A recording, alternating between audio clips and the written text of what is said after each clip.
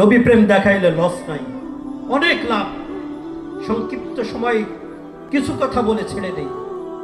হজ করতে বসি নাই, আপনারা আমার প্রিয় মানুষ, এলাকার মানুষ।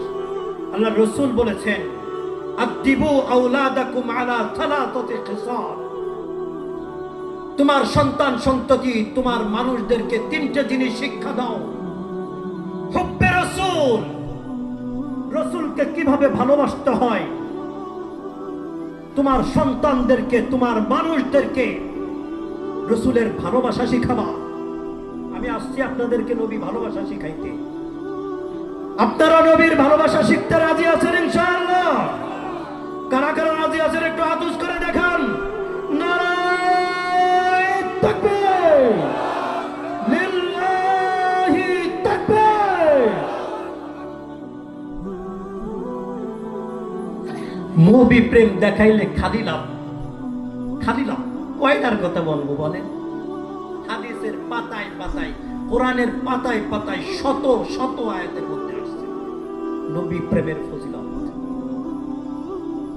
দুই একটা কথা বলি। ওই উহুদের ময়দানের কথাটা শেষ করে ওদিক দিয়েও ভালোবাসা বোঝা যাবে, তারপরে এদিক দিয়ে আসি ছোট্ট করে। হুজুর আজান কি 7টায়? আমার বয়স মনে 7টা, 6 মিনিট আছে। আসেন এক সাহাবী রাসূলের ছোট্ট করে কিচ্ছাটা বলে শেষ করে দেই।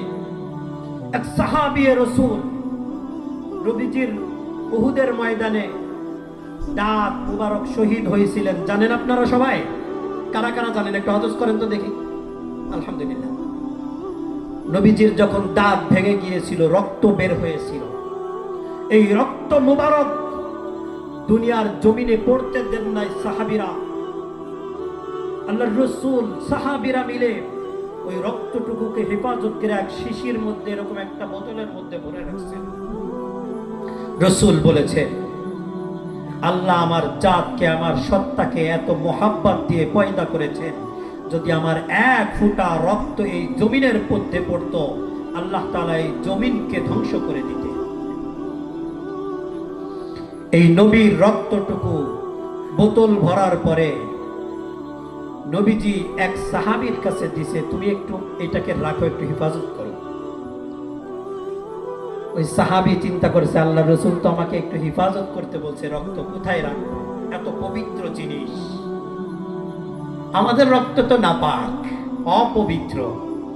নবীজির পায়খানা, পেশাব কোনো কিছু নাপাক ছিলেন না, বলেন না সুবহানাল্লাহ। রক্ত যা কিছু ছিল দুনিয়ার সর্বশ্রেষ্ঠ পবিত্র বস্তু ছিল।